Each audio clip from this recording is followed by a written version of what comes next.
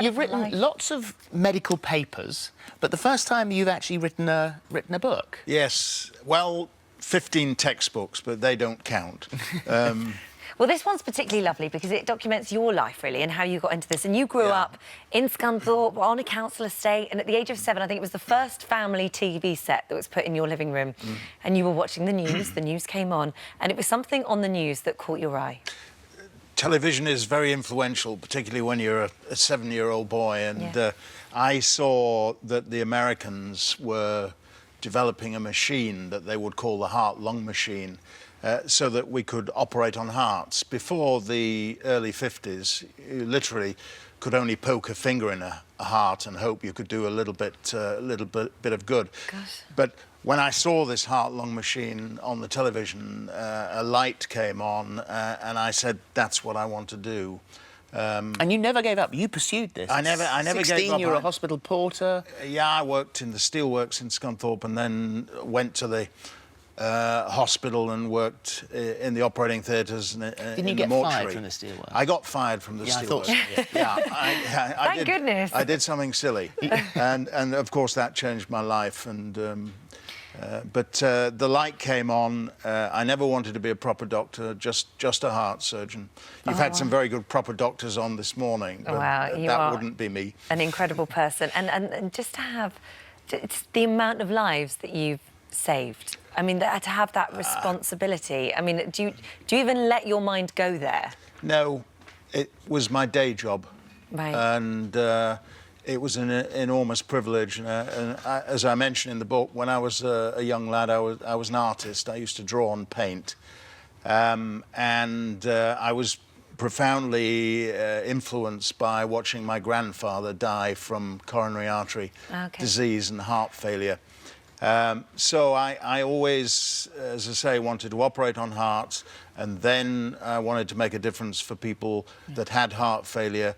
And then when I worked in a transplant unit and saw so many people come with expectations of a new life that were turned away because there are very few transplants, I decided I wanted to do something for them. You also say that, and you would imagine that something was meticulously planned, there was a set routine, but life's not like that. The operating theatre's not like that, and sometimes you improvise. It's meant to be like that these days, but if you have a difficult problem, you have to think on your feet. The cases I used to love when I was a young man were the trauma cases where somebody would come in with an injured heart or injured lungs or a high-velocity bullet through the chest. Under those circumstances, you make it all up as you go along. You just have to deal with what's in front of you. But I took the same approach with complex heart disease.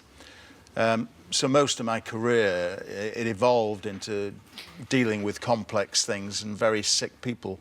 And I guess the difference now is, at the start of your career, you were allowed to evolve, and you were allowed to take that time and to improvise. And now the way that the NHS is structured, heart surgeons don't have that ability. It's very, very difficult. When I was training in the United States, we would do ward rounds at 5 a.m., call the boss at 6 to tell him how things were, start operating at 7, operate all throughout the day.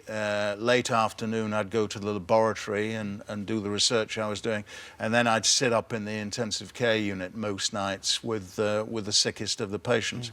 We were on the job 24/7. Fatigue and tiredness weren't part of it. We just kept going on adrenaline, and when you work like that, you get to be good at something. These days, if you can only work for 40 hours or 48 hours, because that's what the government tell you can do, you're just never going to get there. And also, you have to be prepared, because it's not all success stories. You have to be prepared to lose someone. And quite a lot over the years. I have to say, when I started heart surgery in the late 70s, I would have said 20–30% of the patients died. And with complex operations on babies and small children, we had to accept that sort of attrition rate all the way through my career, really, with the sickest with the sickest people. And it's only right, actually, that the sickest babies and children and elderly patients should go to the most experienced surgeons. Yeah. Unfortunately, the most experienced surgeons are all retiring now. That's incredible. It's frightening, actually. Well, That's it's what that is.